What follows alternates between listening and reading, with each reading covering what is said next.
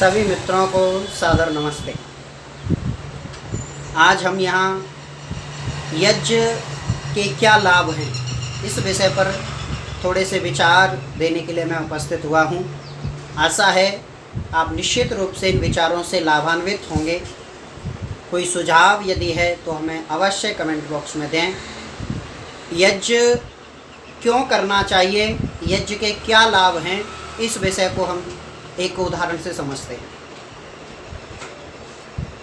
एक भक्त परमपिता परमात्मा के पास पहुंच गया और जैसे ही भगवान के पास पहुंचा तो उसने कहा, प्रभु मुझे स्वर्ग दे दो, प्रभु मुझे स्वर्ग दे दो। अब प्रभु ने कहा, क्यों, तुम्हें स्वर्ग क्यों दे दें? तो प्रभु ने उस भक्त ने कहा कि प्रभु मैंने दुनिया में कोई पाप नहीं किया है, सारे काम पुण्य किए हैं, यानी पुण्य ही पुण्य किया है, कभी पाप नहीं किया है, इसलिए आप मुझे स्वर्ग दे दो। अच्छा, संसार में परिभाषा भी यही प्रचलित है कि जो पाप करेगा वो नरक में जाएगा और जो पुण्य करेगा वो स्वर्ग में जाएगा। तो व्यक्ति भी इसी परिभाषा को अपने जीवन में, इस परिभाषा का अनुकरण करते हुए अपने जीवन को बिताने के बाद भगवान के पास पहुंचा और बोला, प्रभु मुझे स्वर्ग दे दो। प्रभु ने कहा, ठीक है, इसकी कुंडली देखो। पता चला तो वास्तव में उसने कोई बुरा काम नहीं किया था, कोई पाप नहीं किया था। प्रभु ने कहा, तुम तो स्वर्ग में जाने के अधिकारी हो, जाओ। जैसे ही प्रभु उसे स्वर्ग में भेजने वाले थे, इतनी देर में धरती माँ आ गई। धरती माँ ने कहा, प्रभु ये मेरा ऋणी है और जब तक ये मेरा ऋणी है तब तक स्वर्ग में जाने का अधिकारी नहीं है। प्रभु ने कहा, क्या तुम्हारा क्या ऋण है? तो धरती माँ ने कहा कि इसने संसार में कोई पाप पुण्य, पाप चाहे ना किया हो, लेकिन इसने मुझे गंदा किया है, मेरे ऊपर रहा है, तो मेरे ऋण से ये ऋणी है और जब तक इस ऋण से ऋणी रहेगा तब तक मैं नहीं समझती हूँ कि ये स्वर्ग में जा सकता है। प्रभु ने कहा, बात सही है, जाओ पहले धरती माँ के ऋण को उतार करके आओ। वो धरती माँ के ऋण को उतारने के लिए बहुत सारी योनियों में भटका। उसके बाद धरती माँ के ऋण से जब उऋण हुआ तो फिर परमपिता परमात्मा के पास पहुँचा और बोला, प्रभु अब तो मुझे स्वर्ग दे दो। इतनी जैसे ही परमपिता परमात्मा उसे स्वर्ग देने वाले थे, उतनी देर में जल देवता पहुँच गए। जल देवता ने भी कहा, प्रभु ये मेरा ऋणी है और जब तक मेरा ऋणी है तब तक स्वर्ग में जाने का अधिकारी नहीं है। तो प्रभु ने कहा, ठीक है, जाओ इनका भी ऋण उतार करके आओ। वो जल देवता का भी ऋण उतारने के लिए मछली इत्यादि जीव बन करके कई साल, कई योनियां भटकने के बाद फिर भगवान के पास पहुंचा। प्रभु ने कहा, अब तो मैं धरती माँ, उस भक्त ने कहा प्रभु से, अब तो मैं धरती माँ का ऋण भी उतार आया, जल देवता का ऋण भी उतार दिया, अब तो आप मुझे स्वर्ग में जाने दो। तो प्रभु जैसे ही उसे स्वर्ग में भेजने वाले थे, इतनी देर में वायुदेव पहुँच गए। वायुदेव ने कहा, प्रभु ये मेरा भी ऋणी है और जब तक मेरा ऋणी है तब तक ये स्वर्ग में जाने का अधिकारी है, मैं नहीं समझता। प्रभु ने कहा, ठीक है, जाओ वायुदेव का भी ऋण उतार करके आओ। अब वायुदेव के साथ वो आया। वृक्ष इत्यादि योनियों में भटकने के बाद वो वायु के ऋण से भी ऋण होकर के भगवान के पास पहुंचा और जैसे ही भगवान के पास पहुंचा तुरंत उसके पीछे धरती माँ आ गई और कहा, प्रभु ये मेरा ऋणी है। भक्त ने कहा, माता अभी तो मैं आपके ऋण से उऋण होकर के आया था। तो धरती माँ ने बड़ी विनम्रता के साथ में कहा कि भक्त, जब तू जल और वायु को शुद्ध कर रहा था उस समय पुनः मेरा ऋणी हो गया, इसलिए मेरे ऋण से उऋण हो। भक्त फिर धरती माँ के ऋण को उतारने के लिए जमीन पर आ गया। कहने का तात्पर्य यह है कि धरती माँ के ऋण को उतारे तो जल देवता का ऋण चढ़ जाए, जल देवता का ऋण उतारे तो वायुदेव का ऋण चढ़ जाए, एक दूसरे का ऋण उतारने के चक्कर में एक दूसरे का चढ़ जाए। ऐसे हजारों वर्ष, हजारों योनियां बीत गई। जब हजारों योनियां, हजारों वर्ष ऐसे बीत गए तो भक्त भगवान के सामने हाथ जोड़ करके खड़ा हो गया और बोला, प्रभु ऐसे तो मैं कभी स्वर्ग में नहीं जा पाऊंगा। प्रभु ने कहा, वास्तव में यदि तू स्वर्ग में जाना चाहता है तो मेरी बात सुन। उस भक्त ने कहा, प्रभु हाँ, मैं आपकी आज्ञा मानने के लिए तैयार बैठा हूँ, आप बस मुझे स्वर्ग में जाने का रास्ता बताइए। तो भक्त ने प्रभु ने कहा स्वर्ग कामो यजेत, स्वर्ग की कामना वाले यज्ञ करें। यदि तू वास्तव में स्वर्ग में जाना चाहता है तो यज्ञ कर। अब भक्त को ये बात पची नहीं। उसने कहा जो कार्य में हजारों योनियों में हजारों वर्ष लगाने के बाद जिस स्वर्ग को प्राप्त नहीं कर पाया, उस स्वर्ग को आपके यज्ञ करने से कैसे प्राप्त कर सकता हूँ। तो प्रभु ने कहा कि बड़ा भोला है रे तू, यज्ञ की महिमा को नहीं जानता। यज्ञ में जब हम सुगंधि युक्त पदार्थों को, आरोग्य वर्धक नाना प्रकार की औषधि युक्त सामग्री और घी को जब हम अग्नि में डालते हैं, चढ़ाते हैं, तो उस अग्नि से जल करके वो वायु को शुद्ध करता है, और वायु जैसे ही शुद्ध होता है वो ऊपर की तरफ जाता है और ऊपर आकाश में बादलों को शुद्ध करता है, और बादलों को शुद्ध करने के बाद जब जल शुद्ध बरसता है ज़मीन पर तो पृथ्वी भी शुद्ध हो जाती है। यानी एक यज्ञ करने से वायु, जल और पृथ्वी, इन तीनों के ऋण से तू ऋण हो सकता है, इसलिए तू यज्ञ कर। वेद और भी कहता है यज्ञो वै श्रेष्ठ तमम कर्म, यज्ञ संसार का सबसे श्रेष्ठ कार्य है। इसीलिए श्रेष्ठ है क्योंकि इस छोटे से कार्य के करने से हमारे सभी प्रकार के ऋण उतर जाते हैं। इसलिए हमारे प्राचीन ऋषि महर्षि यज्ञ को जितना महत्व देते थे, उतना जितना अपनी साधना को महत्व देते थे, उतना ही महत्व अपने यज्ञ नित्य कर्म को देते थे। उसके पीछे कारण यही था कि वो अन्य योनियों में भटकना नहीं चाहते थे, इन सब ऋणों से उऋण होना चाहते थे। इसलिए उन्होंने इस यज्ञ की परंपरा को अपनाया। इसलिए हम अपने जीवन में यज्ञ को धारण करें। यज्ञ के लाभ बहुत सारे हैं, उनमें से एक लाभ ये भी है कि हम इन तीन प्रश्नों को आपके बीच में लेकर के आया हूँ। देवताओं के इन तीनों प्रश्नों को हम एक उदाहरण से समझेंगे।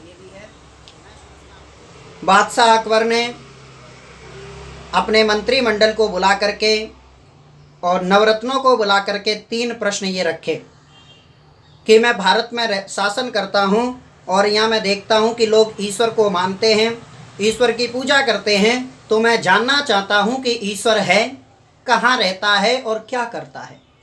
इन 3 प्रश्नों का जवाब कौन देगा। तो उसकी निगाह बीरबल पर पड़ी और कहा बीरबल तुम भी बहुत पूजा पाठ करते हो, मैं इन 3 प्रश्नों का उत्तर तुमसे चाहता हूँ। बीरबल ने कहा महाराज मैं इन 3 प्रश्नों के उत्तर देने के लिए कुछ समय आपसे चाहता हूँ, 15 दिन बाद मैं इनका उत्तर आपको दूंगा। बीरबल बादशाह ने कहा ठीक है, 15 दिन के बाद मैं इनके उत्तर आपसे ले लूँगा, तब तक आपकी छुट्टी है, आप चाहो जो करो। 15 दिन बाद जब तुम्हें समय लगे तब मेरे पास आकर के मेरे प्रश्नों का उत्तर दे देना। बीरबल ने कहा ठीक है महाराज, और वो ऐसे कह कर के घर को चला गया। घर जा कर के धीरे धीरे कुछ दिन तो आराम से बीते, लेकिन जैसे ही दिन 15 बीतने के निकट आते रहे तो उसकी टेंशन बढ़ती गई और वो परेशान होता गया, क्योंकि जानता है लेकिन समझाए कैसे। बहुत सी बातें ऐसी होती हैं जो हमें आती तो हैं लेकिन हम दूसरे व्यक्ति को समझा नहीं पाते। तो इसी समस्या में बीरबल भी परेशान। तभी उसका एक छोटा बेटा 8 साल का, वो कहता है पिताजी परेशान लग रहे हो, क्या बात है। तो पिताजी ने कहा कोई बात नहीं, तुम अपना काम करो, खेलो। जब 2-3 दिन लगातार बेटे ने पूछा तो फिर बेटे को उसने अपनी समस्या बताई, कहा कि ऐसे ऐसे पूरी परेशानी है। बेटे ने कहा पिताजी बस इतनी सी बात है। पिताजी ने कहा बेटे ये इतनी सी नहीं है, मेरी पूरी नींद इन 3 प्रश्नों ने खराब कर रखी है।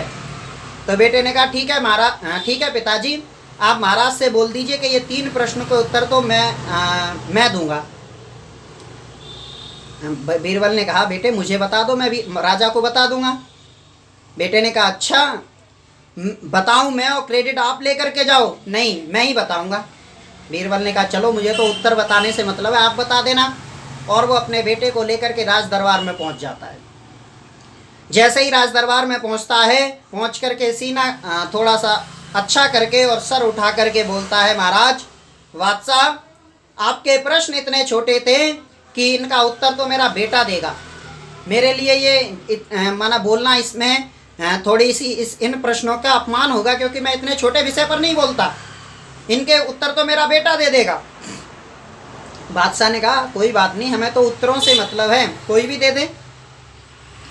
तो उस बेटे ने कहा बादशाह ने बेटे अपने उस बीरबल के बेटे से कहा, बेटे बताओ ईश्वर है, कहाँ रहता है, क्या करता है, इन तीनों प्रश्नों के उत्तर देने की कृपा करो। तो छोटे से बेटे ने कहा कि बादशाह आप शासन तो भारत में करते हैं, लेकिन शायद भारत की संस्कृति से परिचित नहीं है। बादशाह ने कहा क्या बात है? उसने कहा कि आप, मेरे पिताजी आपके यहाँ काम करते हैं, वो आपके वर्कर हो सकते हैं, लेकिन मैं तो आपके यहाँ कोई काम नहीं करता हूँ, मैं तो आपका अतिथि हूँ, और अतिथि सत्कार किए हुए आप अपनी समस्या मेरे को बताए जा रहे हो। बीरबल ने कहा क्षमा करें, तुरंत बच्चे के लिए पूछा क्या लोगे? तो उसने कहा मैं तो बालक हूँ, मुझे दूध चाहिए। अब दूध बोलना था, इतने में दूध आ गया, और दूध आने के बाद वो छोटा सा बेटा उस दूध के कटोरे को चलाए जा रहा है, काफ़ी देर हो गई। तो उसके बाद बादशाह ने कहा बेटे उसमें जो शक्कर या चीनी पड़ी हुई है वो तो घुल गई है, तुम इस दूध को पी लो और मेरे प्रश्नों के उत्तर दो। तो छोटे से बेटे ने कहा महाराज मैंने सुना है इसमें घी होता है, वो देख रहा हूँ कि कहाँ है वो घी। तो बादशाह हंसे और बोले नादान बालक, आपको पता नहीं है कि इसमें जो घी है, मक्खन है, उसके लिए बहुत मेहनत करनी पड़ेगी, उसके बाद वो घी और मक्खन पता चलेगा। तो बालक ने कहा बादशाह इसमें घी है? तो बादशाह ने कहा है तभी तो निकलेगा। तो इसका मतलब इसमें घी है, और घी निकालने के लिए प्रोसेस है, इसमें छाछ लगानी पड़ेगी, फिर इसको मथना पड़ेगा, इसके बाद गर्म करना पड़ेगा, तब जा कर के इसमें से जो घी है वो निकल करके आएगा। इन 3-4 प्रोसेस पूरा करने के बाद इसमें से घी बाहर निकलेगा। महाराज आपके 2 प्रश्नों का उत्तर हो गया। महाराज ने कहा कैसे? कि जैसे इस घी में, इस दूध में घी है लेकिन दिखाई नहीं दे रहा है, ऐसे ही सारे संसार में ईश्वर विद्यमान है लेकिन वो दिखाई नहीं दे रहा है। तो जैसे दूध के प्रत्येक कण कण में घी विद्यमान है, ऐसे ही प्रकृति के, सृष्टि के सारे कण कण में ईश्वर विद्यमान है। महाराज ने कहा अच्छी बात है। अगला कि जिस प्रकार से इसमें से घी निकालने के लिए एक लंबी प्रक्रिया को फॉलो करना पड़ता है, ऐसे ही ईश्वर को इस प्रकृति में प्राप्त करने के लिए भी बहुत एक लंबी प्रक्रिया है, उसे फॉलो करना पड़ता है। योग दर्शन ने भी बताया है यम, नियम, आसन, प्राणायाम, प्रत्याहार, धारणा, ध्यान, समाधि, इन 8 सीढ़ियों पर चढ़ करके ही हम उस परमपिता परमात्मा को प्राप्त कर सकते हैं। इसलिए तो तीसरा और अंतिम प्रश्न उसने कहा, तो बालक ने कहा महाराज आप बहुत भोले हो, आप मुझसे गुरु बन करके पूछ रहे हो या शिष्य बन करके? तो उस बच्चे ने, महाराज ने कहा यदि मैंने गुरु कहा तो ये कहेगा कि आप बता दो, और गुरु का कर्तव्य है कि बताना पड़ेगा, इसलिए शिष्य बन करके ही अच्छा है। तो उसने कहा शिष्य बन करके पूछ रहा हूँ। तो शिष्य बन करके पूछ रहे हो तो ये कैसी विधा है कि शिष्य ऊपर बैठा है और गुरु जमीन पर खड़ा है? तो बस बालक था, अकबर ने उसको उठाया और सिंहासन पर बिठाल दिया। सिंहासन पर बिठालते ही वो बालक हंसा और बोला महाराज बस ईश्वर यही करता है, राजा को रंक और रंक को राजा बनाता है, ईश्वर का काम केवल इतना ही है। तो आपके तीनों प्रश्नों के उत्तर हो गए। ईश्वर है, ईश्वर जिस प्रकार से दूध में से घी निकालना होता है, ऐसे ईश्वर इस प्रकृति में से अष्टांग योग से प्राप्त होता है, और राजा को रंक और रंक से राजा बनाता है, ये ईश्वर के कार्य हैं। बादशाह ने हाथ जोड़े और कहा आपने सही कहा, तो वास्तव में ईश्वर है, लेकिन ईश्वर को प्राप्त करने के लिए यम, नियम, आसन, प्राणायाम, प्रत्याहार, धारणा, ध्यान, समाधि को हमें फॉलो करना पड़ेगा। इसलिए आइए ईश्वर को जाने, ईश्वर को पहचाने। हमारा उद्देश्य केवल इतना ही है।